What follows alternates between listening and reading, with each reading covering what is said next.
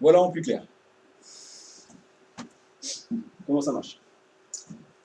Donc, on a des tribunaux et des cours. Les cours, seulement elles, peuvent rendre une jurisprudence. Alors, la jurisprudence, qu'est-ce que c'est? C'est important parce que on va en parler longtemps de jurisprudence.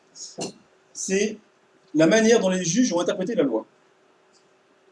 Donc, c'est la réalité des jugements rendus face à une loi qui a été contestée.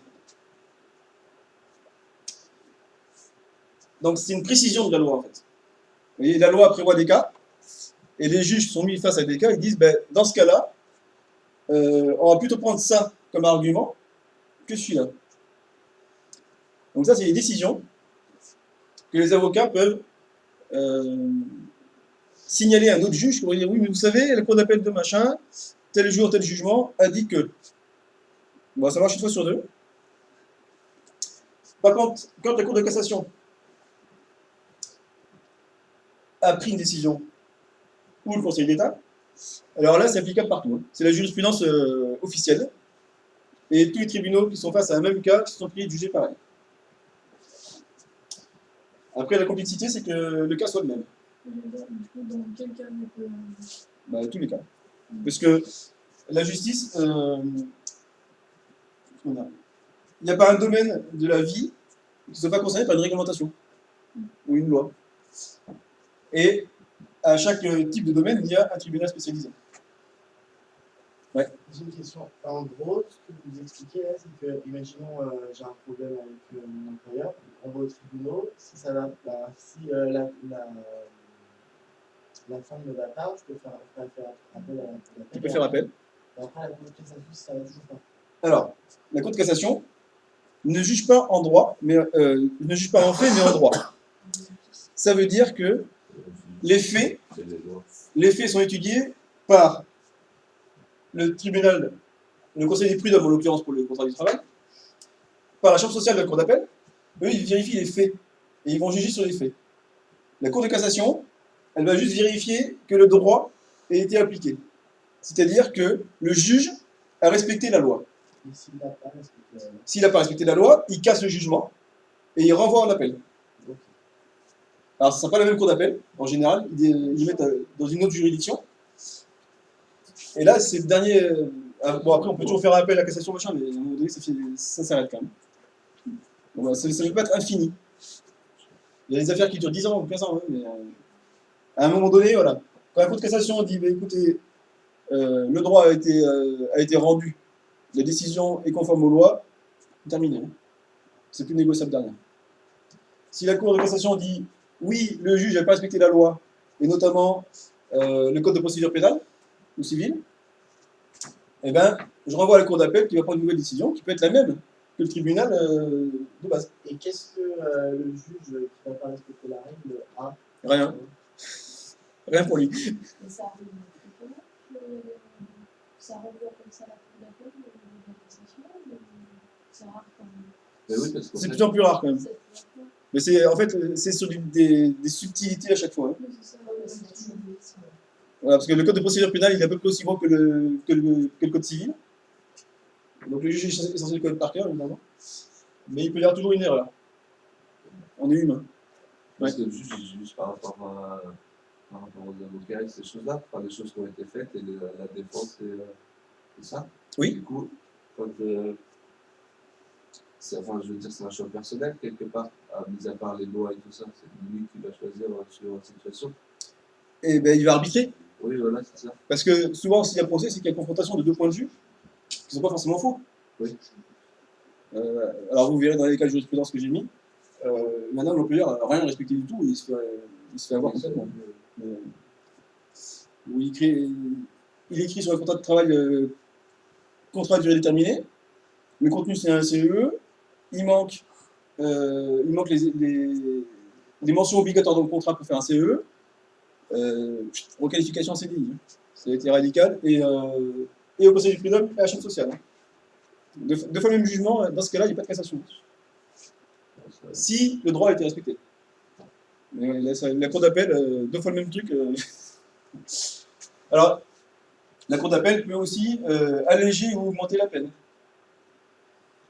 C'est vraiment un nouveau jugement. On repart de zéro en fait. On réétudie les faits, on refait tout. Du coup, c'est les deux parties du coup, qui ont le droit de faire à chaque fois l'appel. Oui. Celui Et- qui amène le dossier, mais celui aussi, l'autre partie qui peut faire un appel.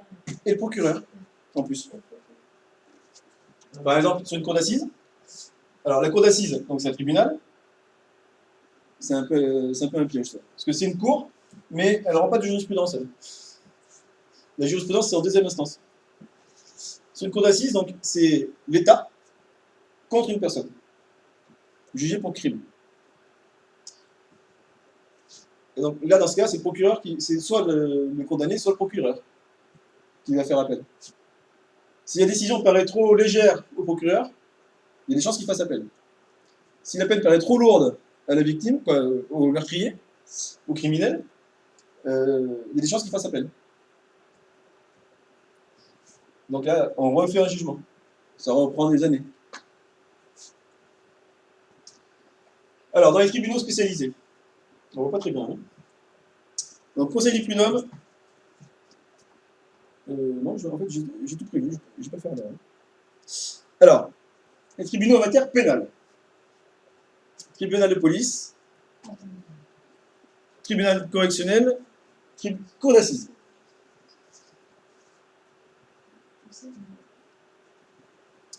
Le tribunal de police juge des contraventions. Celles que la loi prévoit, mais qui ne sont pas payables par un forfait. Donc, sauf ce qui va mener à la prison, ou des peines d'amende supérieures à 3 000 euros, voire 4 000 euros. C'est le tribunal de police qui va juger certaines infractions au code de la route, par exemple. Celle où c'est pas prévu que c'est une amende de classe 4, par exemple. Et il exerce aussi pour les douanes. Son siège est au tribunal de grande instance.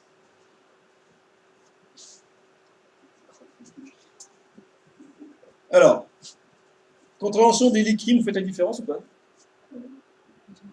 Contravention, délit et crime. Ok. Donc, dans tous les cas, il y a une réglementation qui n'a pas été respectée. D'accord? Je grille un stop. Alors, c'est un délit. Sauf que là, en l'occurrence, c'est une infraction à une loi. Parce que la peine est déjà connue. D'accord? Je sais que je grille un stop, je perds 4 points et je paye je ne sais pas combien de milliers d'euros d'amende. C'est le tribunal de police qui va fixer la somme de l'amende. Un délit, c'est quelque chose de grave, mais pas trop grave. D'accord? Il n'y a pas mort d'homme, par exemple. Par exemple, défaut de homicide involontaire.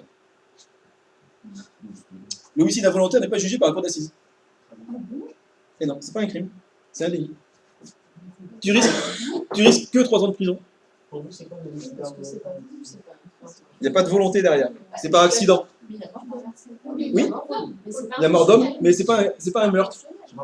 Donc, par exemple, un accident de voiture, Bah, on n'est pas responsable. Enfin, je veux dire, par exemple, c'est le conducteur, par exemple, celui qui est mort, malheureusement. Bah non, du coup. Si quelqu'un conduit sous l'effet de l'alcool, de la drogue, il tue quelqu'un en face, C'est 3 ans. Non, Alors, ça, non. Non, c'est pas la même façon. là, je pense qu'on est à la limite entre les deux. Parce que là, Et je sais pas de qui ça dépend. Du coup, Parce c'est que- pas intentionnel, mais c'est une situation qui met un danger pour l'autre. C'est ça.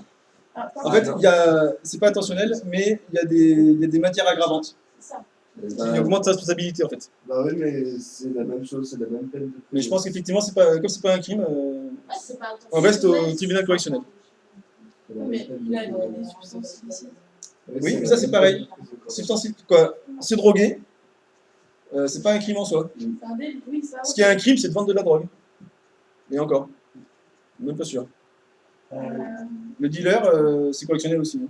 Oui. Il me semble. J'ai une question. On écrase par exemple un animal. Oui. Ça, et on part comme ça, c'est un délit de fuite. Oui. Alors, délit de fuite, c'est l'animal a quand même une valeur moins grande que l'être humain, pour l'instant. Oui, mais en fait, la loi ne change pas. Si tu veux. Le point de vue des personnes va faire modifier la loi, mais c'est la loi qu'on applique. Donc si c'est un animal qui dit protégé, Alors là, cet animal protégé, on va être à la limite entre délit et crime. Parce que, par exemple, casser un œuf d'aigle en montagne, vous risquez 20 ans de prison Du coup, plus que si je tue quelqu'un en voiture. et que t'as pas fait exprès. Mais c'est fou. Oui, mais casser l'œuf, même si t'as pas fait exprès d'ailleurs, c'est pareil. Espèce Oui, du coup, protégée, voilà, c'est... c'est pareil. On est d'accord. Alors du coup, si par exemple, je tue quelqu'un sans le vouloir parce que par exemple, il y a un accident de voiture et que c'est celui qui était par exemple en face de moi qui me fonçait dessus et qui est mort, Oui. je risque quoi moi? Eh ben rien en fait. Ah, rien du coup. Si quelqu'un te fonce dessus et que dans l'accident, lui il meurt, et toi t'es juste ta voiture a bouché et toi bon, un peu cassé, tu risques rien, parce que c'est pas de ton fait. Tu n'es pas la cause de l'accident. sauf si tu pars et tu le laisses. Là, c'est un délit. Oui, par contre, Alors, voilà, si tu pars, par contre, et que tu n'attends pas les secours, et que tu n'appelles pas la police, là, il y a des litiges. oui, bah, non, tu portes pas atteinte, enfin, tu portes pas secours à personne. Alors, sauf que là, il est pas en danger, dis-moi. Oui, mais ça, Ouais, mais quand on n'est même. pas médecin pour savoir. C'est ça. Oui, enfin bon, tu vois. Après, vous voyez, après, il y a des cas de cour d'assises, par exemple. Je ne sais pas si vous regardez les séries policières un peu de temps en temps. Moi, je regarde Mais ça, donc, le cas où vous avez la personne est encore en vie, si elle est encore en vie, on est sur un délit, mais le moment où elle meurt, c'est bien un crime. Ouais, Ouais. c'est ça, subtilité. Voilà. La différence, c'est quand même. Voilà. Les crimes, c'est les gros trucs où il y a perte de vie. Quoi. Ouais, Et heureusement, un viol, avec. c'est un crime. Oui, tout à fait. Mais ça tue. Hein. Comment? Ça tue, psychologiquement. Ah, bien, Mais ça tue. Voilà. Putain, un viol, c'est Un viol, c'est un crime. Bien sûr. Oui, mais voilà, c'est ça aussi. Enfin, C'est ça qui. Alors, la difficulté du viol, c'est la preuve, c'est de prouver l'absence de consentement total. Et puis, il faut que la victime porte plainte. non, mais ça, Ce qui fait qu'il y a nettement moins de cas de jugement de viol que de viol réel. Et donc, par exemple, quelqu'un qui bat son compagnon ou sa compagne, quoi que ce soit, c'est de quel ressort, de quelle justice? S'il le bat, on est sur un délit. Si à force de la battre, ça la tue, on est sur un crime. C'est qu'un simple délit de taper sa femme. Bah, taper, c'est qui que ce soit d'ailleurs. La violence, Bah, ça tue psychologiquement. La violence. Avec le viol, la violence n'est pas un crime pour l'instant. c'est un problème. Mais c'est quand même jugé. C'est quand même interdit. Quelqu'un qui est en prison, qui par exemple qui part pour 20 ans, mais au bout de 10 ans, donc il fait appel pour que ça soit rejugé, finalement il sort plus vite. Non. C'est parce qu'il fait un appel? Non. Comment ça se passe pour ça? Alors, quelqu'un qui a été condamné à 20 ans. Donc, s'il a fait appel, son affaire doit être jugée normalement dans la foulée. Bon, après, il y a des affaires qui prennent 3 ans ou 10 ans à être jugées. Mais si quelqu'un qui est condamné à 20 ans, au bout de 10, il sort, c'est parce qu'il y a un système de réduction des peines qui existe. Alors, on peut ne pas être d'accord avec ce système-là, mais encore une fois, le but de la justice, c'est certes de punir le mal qui a été fait, mais dans une visée de réinsertion. Et donc, il y a une certaine humanité. Alors, on peut ne pas être d'accord avec. Moi, il y a des cas, je trouve compliqué de justifier que le mec qui est condamné à 4 ans, il n'en fait qu'une. Voilà. Mais ce principe de réduction des peines, c'est pour récompenser le bon comportement du prisonnier. Oui, puis c'est une volonté C'est lui redonner une chance plus vite. C'est ça, c'est une volonté de la juridiction de pouvoir réinsérer socialement les personnes. C'est ça. Il y a une question de réinsertion derrière. Vous voyez par exemple Philippe Collineau, là, vous avez vu hier, c'était son boulot, la réinsertion des prisonniers, avant, il y a longtemps. Donc ça, voilà, cette réduction des peines existe et c'est, je dirais, humaniste dans la vision. Alors, je suis assez d'accord, mais il y a des cas quand même qui sont assez... Il y a des cas choquants. Par exemple, Jean-Claude Roman, qui a quand même menti pendant des années, qui a tué femme et enfants et ses parents, et qui se retrouve Ensuite, dans un monastère protégé, enfin, je trouve ça très complexe. Je veux dire, Alors, après, il y a autre chose qui est peut-être choquant en France. Et encore une fois, il y a une vision humaniste en France. Aux États-Unis, vous pouvez être condamné, par exemple, pour tous les. Vous faites un meurtrier qui tire dans la foule, il fait 30 morts, il va prendre 30 fois la peine maximale. oui, voilà. Et on ajoute. Donc, on a des gens qui sont condamnés à 900 ans de prison. Alors, ça nous paraît ridicule en France. Mais ils partiront jamais. Mais au moins, eux, on est sûr qu'ils vont y mourir. En France, il n'y a pas de cumul. Non, c'est ça. Quoi, il y a, comment dire, il n'y a pas d'addition. Une personne ou 10 personnes. Si tu es condamné à 3 ans pour une, et à 5 ans pour une autre, et ben tu fais 5 ans. Et les 3 ans, ils sont comptés dans les 5. Que tu tues une personne ou 10, c'est la même. La durée, c'est 30 ans. Voilà. Sachant que les perpétuités, en France, c'est 30 ans. Alors, il y a eu un cas, là. Il me semble qu'il y a eu- Bah, ça existe pas, putain. il y a quelqu'un qui a fait 40, je crois, à force, mais c'est en cumulant des choses différentes, en fait. Voilà. Le principe, c'est que perpétuité, c'est 30 ans. Le juge peut, dans son jugement, dire que c'est 30 ans sans réduction de peine. Après, on peut faire appel de l'absence de réduction de peine. Oui.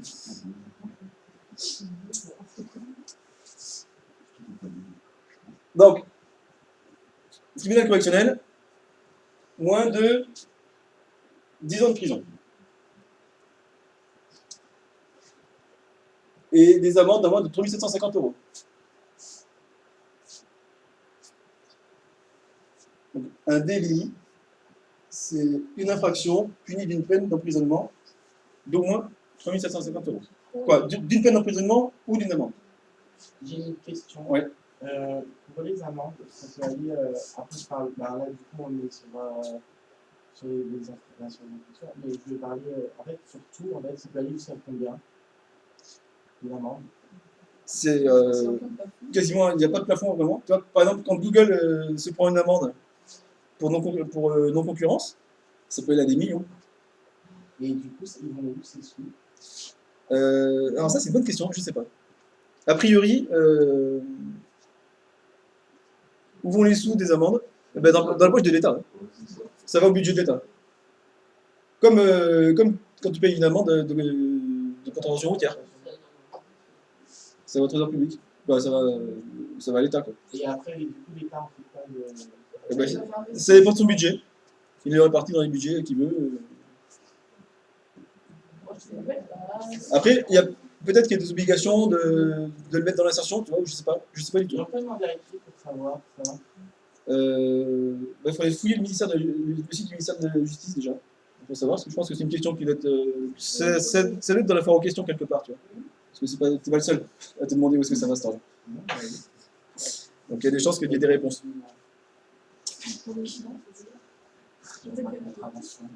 Dans le tribunal correctionnel siège aussi au tribunal de grande instance.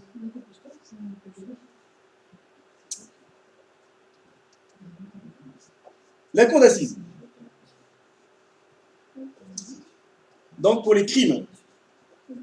Dans les crimes, on a. Alors, vous voyez, ça c'est subtil ça. Assassinat et meurtre. Bah, alors. Ah, tu peux. Moi, je dirais qu'un assassinat, c'est quelque chose qui est prévu. Et un. Il y a un but en quelque sorte. Alors, peut-être qu'effectivement. Mais je veux dire, c'est la même chose. Eh ben, parce que peut-être que c'est une confusion. Alors, le meurtre avec préméditation, ça peut être l'assassinat. Parce qu'en fait, homicide, donc c'est un meurtre, c'est quelqu'un qui meurt, mais il n'y a pas de volonté de le faire. Le meurtre, il y a une volonté, et l'assassinat, il y a en plus une préparation. C'est ça. C'est prémédité. C'est pas juste à l'occasion. Je pense que c'est là. Donc le meurtre, l'empoisonnement, le rapt, le viol, les vols à main armée, rapt, les enlèvements. La cour d'assises juge aussi les infractions commises au moment en fait, où on a fait le crime. S'il y a d'autres trucs en plus, Ah oui, ok. Par exemple, si on a tué et qu'en même temps on a empoisonné ou volé. ou volé. Si On tu as peut tué, faire en même si temps. t'as tué le bijoutier et volé les bijoux, donc la cour d'assises va te juger pour le meurtre, et en plus, elle va se juger aussi pour le vol. Et ils peuvent aussi rajouter le délit ou pas? Ouais, voilà, Oui. c'est ce que j'ai dit. Oui, Du coup, est-ce que c'est la cour d'assises qui juge en même temps? elle fait les deux en même temps. En fait, elle juge tout. Oui. Qui peut le plus, peut le moins. Cour d'assises, c'est là qu'il y a, c'est là qu'il y a un jury populaire. Hein. Il y a 12 jurés qui rendent la justice au nom du peuple français. Il y a un juge, un procureur et 12 jurés. Il y a des sélections, quand il y a des convocations, donc les jurés sont choisis, en fait, sont tirés au sort par le maire de la commune sur les listes électorales, et il transmet ses noms au juge, au tribunal, qui lui-même tire au sort. J'ai une question. Ouais. Imaginons qu'une personne ait plein d'amendes qu'elle ne paye pas. Est-ce qu'elle va aller jusqu'à la cour d'assises? Ben non, c'est pas un crime. D'accord. Okay. Ne pas payer ses amendes et cumuler jusqu'à je sais pas combien de millions d'amendes non payées, c'est pas un crime. Mais c'est le Il y a des chances que ça relève du tribunal correctionnel par contre. Tu peux. Ok, De vite. toute façon, c'est pas compliqué en France, si tu as une dette, tu la dois. On voit ça, c'est bien. Voilà. Et donc il y a une cour d'assises. Il y a une cour d'assises, grosso modo, par département. Alors, en matière civile, donc c'est un peu plus sympa déjà, on parle moins de meurtre. Alors, les tribunaux en matière civile, on en a 2, et bientôt plus qu'un. Le tribunal d'instance et de grande instance vont être fusionnés au 1er janvier. Ah bon? Oui, pour donner le tribunal judiciaire. L'idée, c'est de regrouper plus de personnes au même endroit, en fait. C'est budgétaire, principalement. Sachant qu'il y a quand même, il y aura quand même une chambre de proximité, grosso modo, qui jugera les mêmes choses que l'actuel tribunal d'instance. Donc, on trouve aussi les chambres spécialisées, tribunal de commerce, conseil du prud'homme, tribunal des affaires sociales et familiales. Et la sécurité sociale, quoi.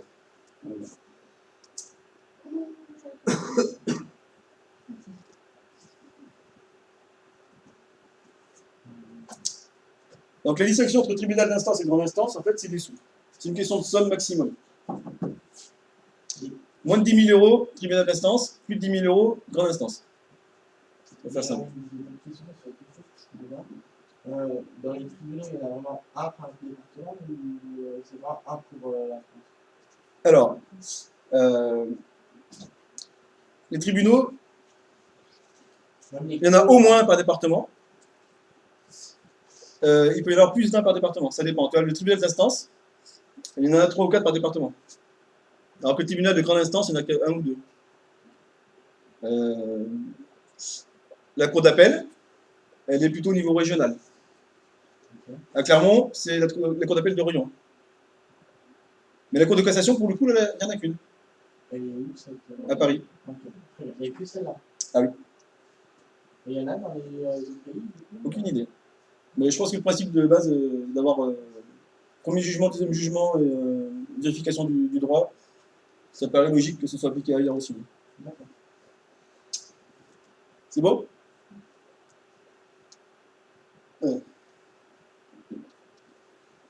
Tribunal d'instance. Juge des affaires civiles. Donc on n'a pas de pénal là-dedans. Hein. Qui ne dépasse pas 10 000 euros. Sauf dispositions contractuelles particulières ou consentement volontaire des parties, donc des plaignants. Alors, ils sont compétents pour les baux d'habitation, donc vos contrats de location d'habitation, relève du tribunal d'instance. Les crédits à la consommation, relève du tribunal d'instance. Surendettement, alors surendettement est jugé dans un tribunal d'instance, mais il n'y en a que 14 en France qui le font. Hein? Ben, c'est le tribunal d'instance quand même qui juge la question du surendettement. Alors pourquoi ils le font dans les grandes instances aussi? Parce que. De quoi? Non? Le surendettement. Non. Ah si. Alors, le tribunal d'instance peut avoir siège au même siège qu'au tribunal de grande instance.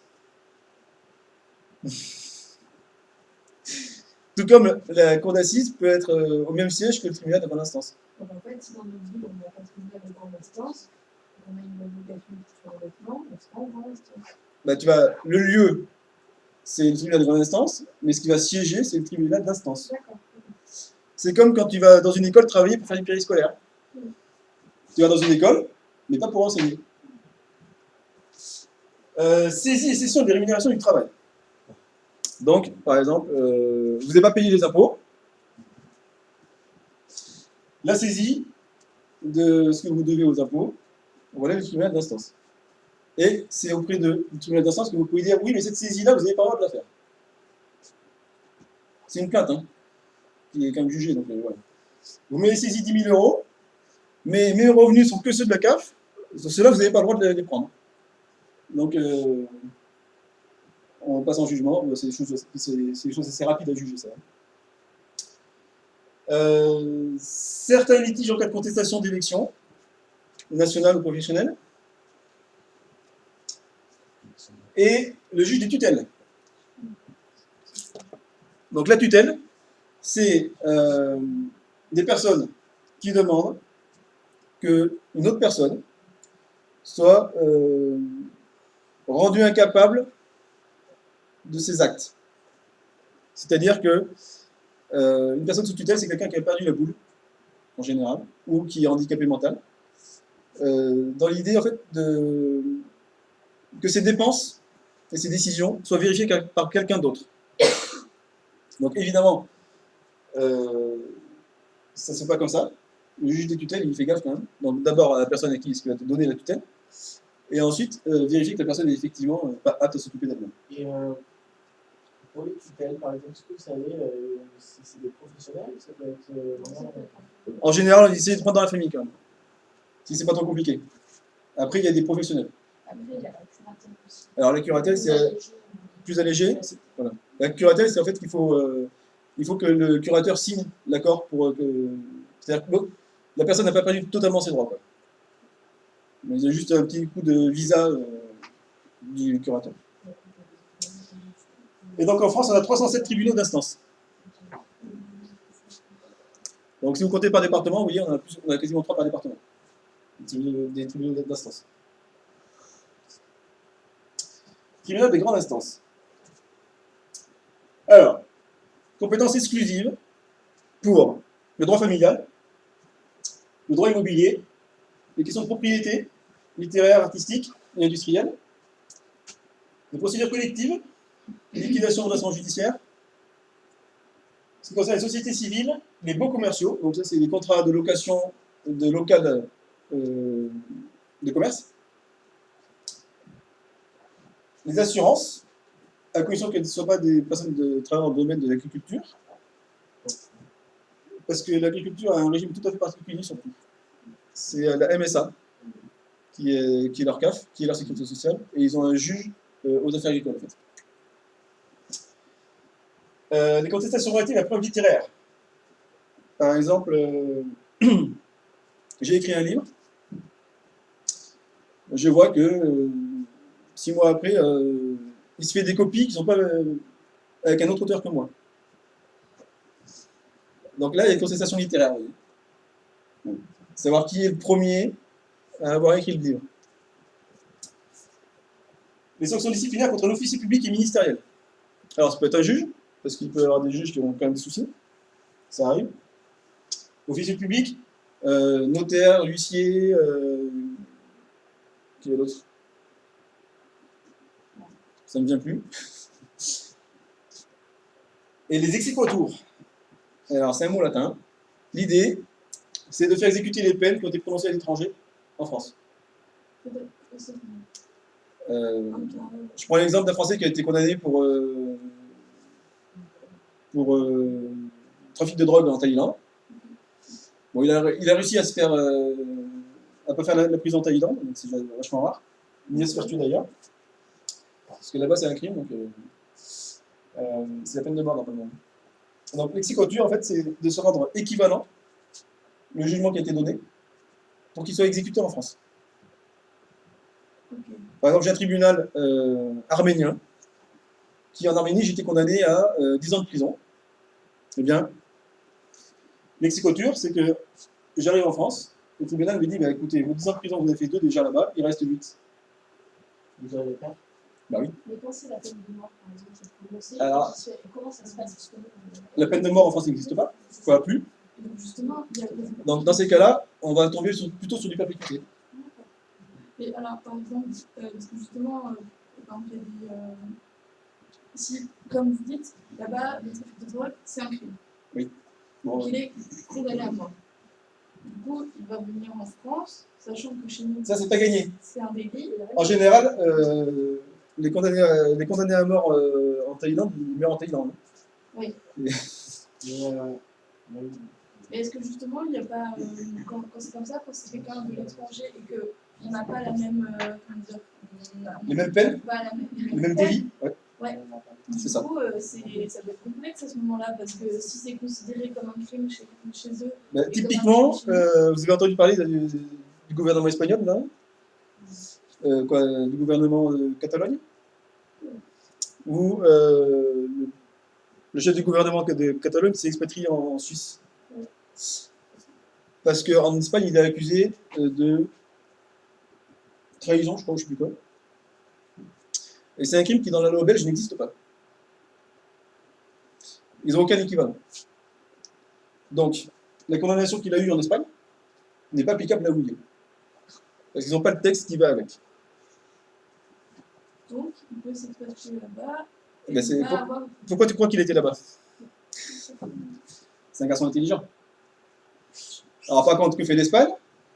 Puisque c'est pas applicable là-bas, en Belgique, il demande est-ce qu'il soit rapatrié en Espagne. Logique. Et on a le droit. Ah ben, de faire la demande, oui. Mais là encore, on va retomber sur un tribunal qui va dire oui ou non. Mais, Et du coup, par exemple, si du coup, il y a la peine de mort dans un autre pays, la France n'a pas de recours, n'a pas d'appel. La France n'expédie jamais un Français dans un pays où il y a la peine de mort. Et où ici il risque la peine de mort. C'est la pratique française depuis 81. S'il y a une demande de rapatriement dans le, je sais pas, un djihadiste là, qu'on a récupéré en Irak, ou c'est les forces françaises qui l'ont interpellé, donc lui, il est jugé en France. Mais si l'Irak demande à ce qu'il soit jugé en Irak, la France dira non parce qu'il risque la peine de mort. Oui, du coup, c'est... Mais dans l'inverse, Alors dans l'inverse, Parce que, par exemple, un Français qui part en vacances et qui se passe un gros Alors, truc c'est le cas. là-bas, la France Dans ce cas-là, peut le faire. en général, alors si on arrive à la rapatrier en France, c'est ça, c'est... dans ce cas-là, sa peine sera convertie en 30 ans de prison. Mais s'il n'a rien fait... Mais s'il c'est- a Ah mais décidé c'est de pas la France de garder juger. et qu'il Tu y a vois, la peine de si mort, les il peut le faits, faire. si les faits ont eu lieu en Thaïlande, c'est clairement la Thaïlande de juger.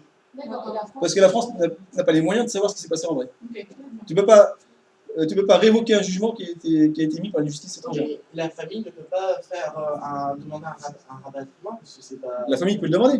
Oui, mais si elle n'est pas Mais la acceptée, Thaïlande n'est pas obligée de l'accepter. Et si c'est pas accepté, comment ça se fait? Ben rien. Il finit sa vie. Ah ouais? Ben, soit il fait appel là-bas pour avoir une condamnation plus légère, mais s'il y a ses peines de mort, il y a ses peines de mort. Quoi. Tandis qu'en français, on peut venir là-bas et Ah bah oui. la France pourra pas faire de choses. Ah oui. Oui, bien sûr. Alors la France va essayer. Donc, tu le fais, en fait. La France va quand même essayer à ce que la peine de mort soit pas appliquée. Mais il n'y a aucune garantie. Et du coup, pour le djihadiste qui se fait choper par la force française, lui, il risque pas la peine de mort. Du coup. Ah non, Mais non, parce qu'il va être jugé en France. D'accord, même si l'Irak, Bah, alors, d'accord. la France va le juger pour les faits qu'il a commis contre les Français.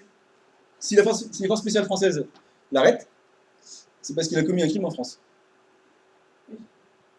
Sinon, il n'y a pas de raison.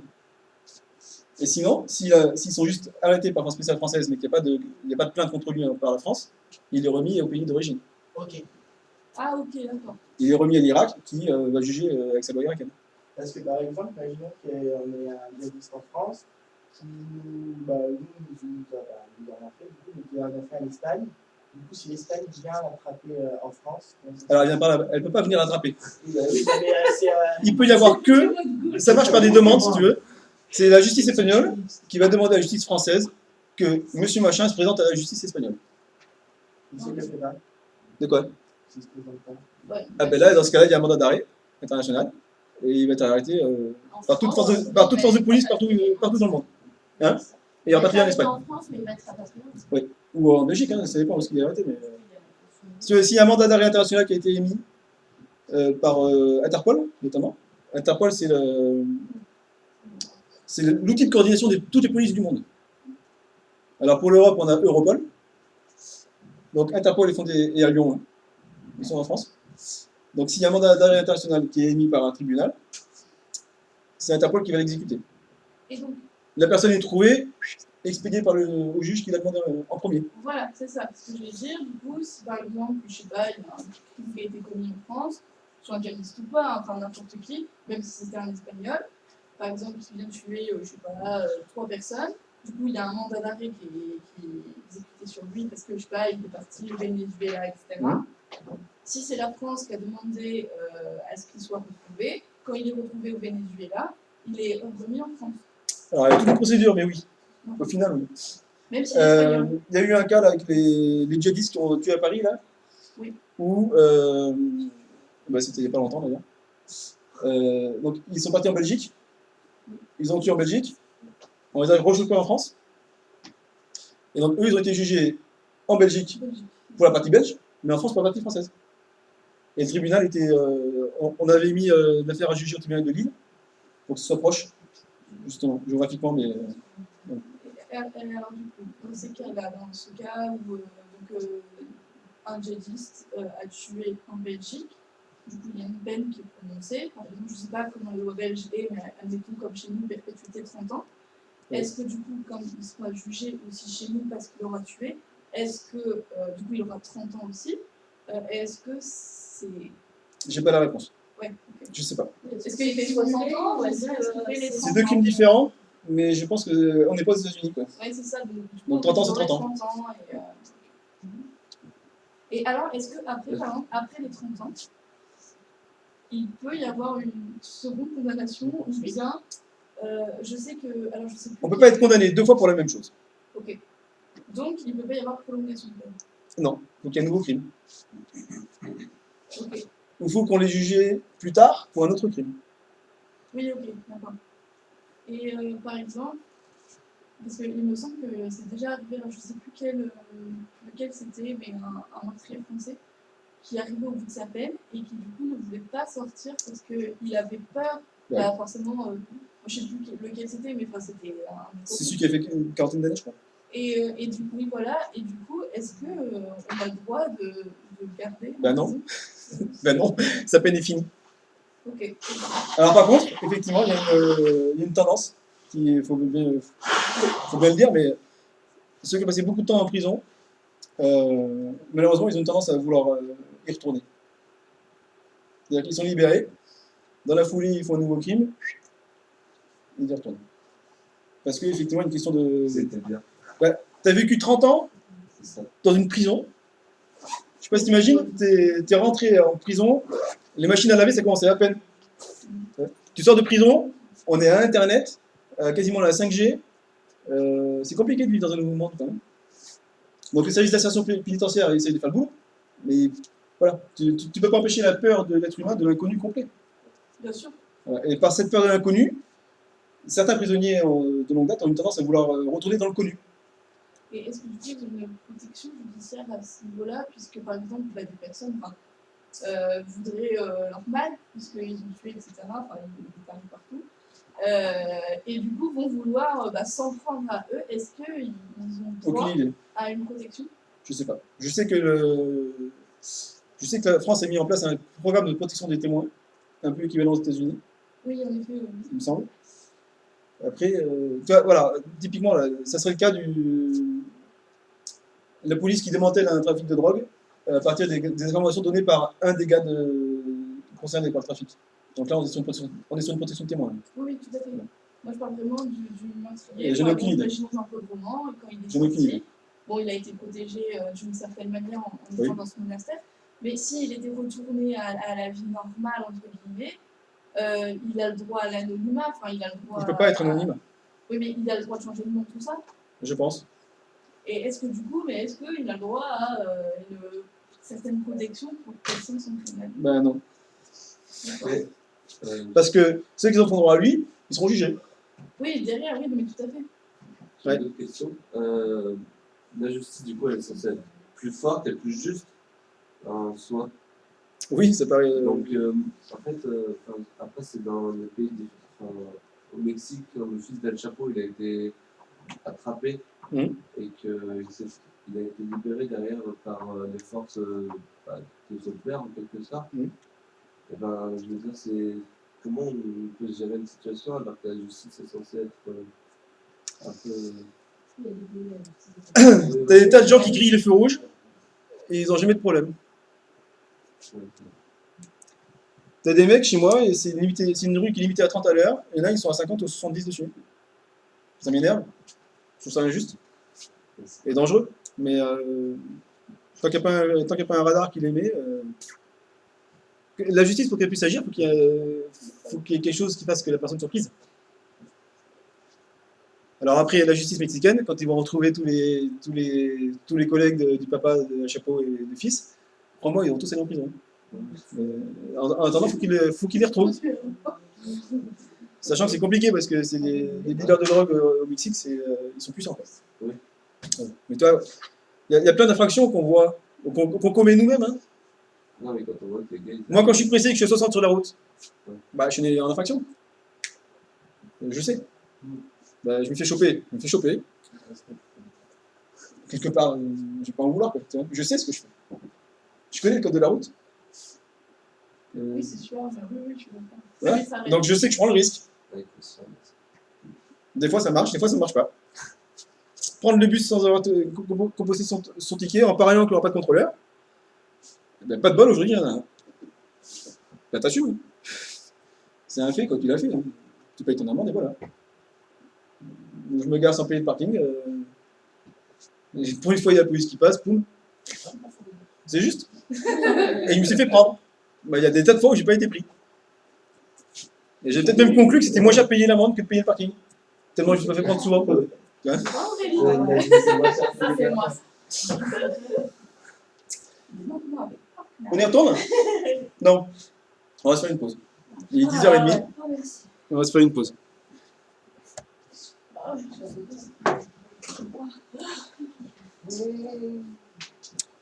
Et encore, on est dans les bases. Hein. Ce serait bien.